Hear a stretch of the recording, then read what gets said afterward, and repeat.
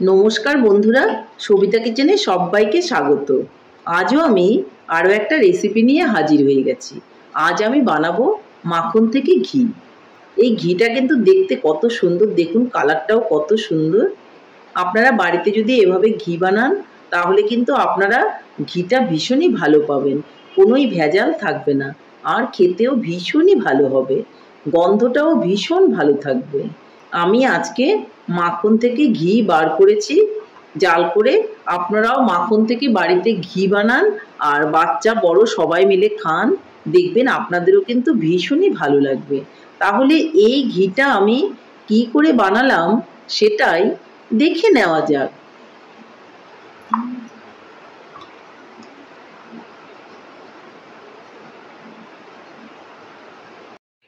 মাখনটা আমি নিয়ে নিয়েছি, দেখুন এখানে মাখন আছে, এটা আমি মার্কেট থেকে কিনে এনেছি। এই মাখনটা থেকেই কিন্তু আমি ঘি বানাবো। দেখুন তাহলে আমি কি করে মাখন থেকে ঘি বানাই, যার জন্য উনানের দিকে আমি এখন চলে যাব। দেখুন বন্ধুরা, উনানে আমি একটা কড়াই বসিয়ে দিয়েছি আর এখন আমি মাখনটাকে ঢেলে দেব। খুব কেয়ারফুলি ঢালতে হবে, যেন হাতে লেগে না যায় আপনার, সেদিকে কিন্তু খেয়াল রাখতে হবে।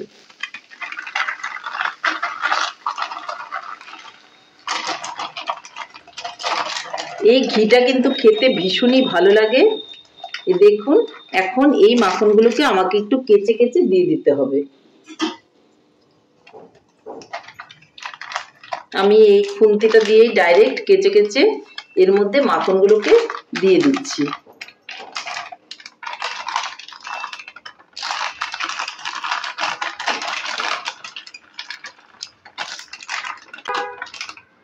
সবগুলো মাখনই আমি এর মধ্যে দিয়ে দিয়েছি। এখন আমি খুব সুন্দর করে জাল করে নেব। দেখুন বন্ধুরা, মাখনটা কিন্তু গলে গেছে, এটার থেকে আস্তে আস্তে করে ঘি হবে। তো কি করে ঘিটা হচ্ছে সেটা আপনারা দেখতে থাকুন। দেখুন বন্ধুরা কিরকম ফেনা উঠছে। এই সময় কিন্তু একটা বাজে গন্ধ বেরোয়, আপনারা মনে করবেন না যে ঘিটা ভালো হবে না, কারণ মাখনের একটা গন্ধ থাকে। আস্তে আস্তে করে সেই গন্ধটা চলে যেয়ে কিন্তু এটা ঘি পরিণত হবে আর একটা খুব সুন্দর স্মেল বেরোবে। আপনারা দেখতেই পাচ্ছেন ফেনাটা কিন্তু আস্তে আস্তে কেটে গেছে, আর একটা যে বাজে গন্ধ বেরোচ্ছিল সেটাও কিন্তু চলে গেছে। এইভাবে আমাকে জাল করে করে ঘিটাকে বের করে নিতে হবে। দেখুন বন্ধুরা, মাখনটা কিন্তু আস্তে আস্তে করে কালারটা আরোই চেঞ্জ হয়ে গেছে। প্রথমে একটা সাদা রঙের ফেনার মতো হয়েছিল, তারপরে একটু পাতলা হয়ে গেল, এখন আবার দেখুন বুদবুদ বুদবুদ করে উপরে কিরকম ফেনা ফেনা মনে হচ্ছে। এইভাবেই কিন্তু আমাকে মাখন থেকে ঘি বের করে নিতে হবে। একটু নেড়ে নেড়েই বানাবেন, নিচে যেন লেগে না যায় সেই দিকে খেয়াল রাখতে হবে। দেখুন কি সুন্দর করে ঘি বের হয়ে যাচ্ছে।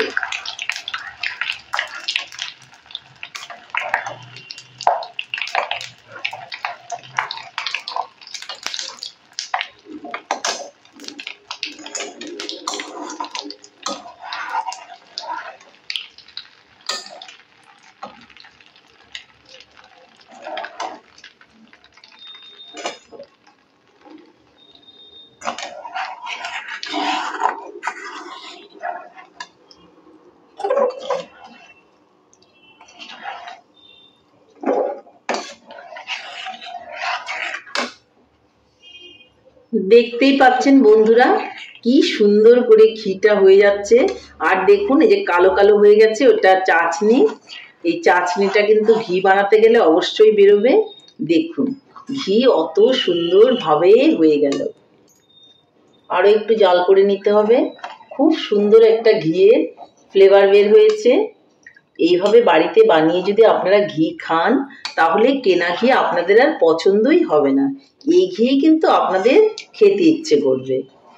আপনারাও তাহলে ঝটপট করে ঘি বানিয়ে ফেলুন এইভাবে, দেখবেন আপনাদেরও ভীষণই ভালো লাগবে।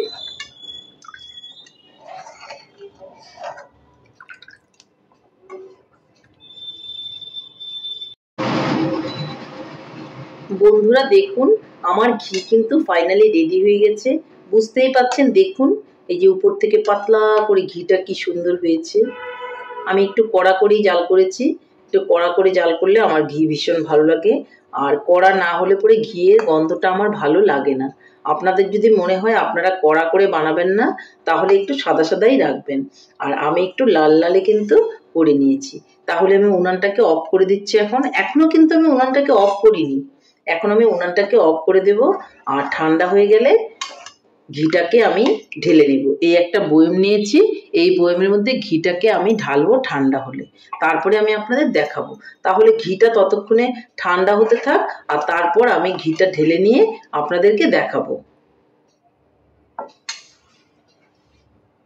দেখুন বন্ধুরা, ঘি কিন্তু আমার ফাইনালি রেডি। মাখন থেকে দেখুন আমি ঘিটা বানিয়েছি। এখন আমি ঘিটাকে ঢেলে নেব, যার জন্য কিন্তু আমি একটা কৌটো নিয়ে নিয়েছি, আর কৌটোর মধ্যে আমি একটা ছাঁকনি নিয়ে নেব। একটু ছেঁকেই আমি ঘিটা ঢালবো।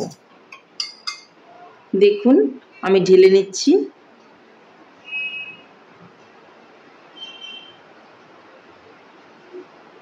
পুরোটা ঢেলেই আমি আপনাদেরকে দেখাচ্ছি। আর নিচে দেখুন চাশনিগুলো আছে, বলেছিলাম আমি চাশনি পাওয়া যাবে ঘিটা বানালে। এই মাখন থেকে ঘি বানালে চাশনিটা কিন্তু খুবই কম হয়, কিন্তু ক্রিম থেকে যখন ঘি বানাবেন তখন কিন্তু চাশনিটা বেশি হয় আর ঘিটা কিন্তু কম হয়। আপনারা দেখতেই পাচ্ছেন, দেখুন আমি কিন্তু ছেঁকে নিয়েছি ঘিটা। এখন আমি আপনাদেরকে দেখাচ্ছি। এই দেখুন, আমি বলেছিলাম একটু ডিপ করে আমি ঘিটা করব, তো ডিপ করেই কিন্তু আমি ঘিটা করেছি। এই দেখুন ঘিটা, কালারটা দেখুন, চামচে তুললে কত সুন্দর কালার হচ্ছে। তাহলে বন্ধুরা, আমার রেসিপিটা কেমন লেগেছে? আমার রেসিপিটা যদি আপনাদের ভালো লাগে তাহলে লাইক, শেয়ার, কমেন্ট করতে ভুলবেন না।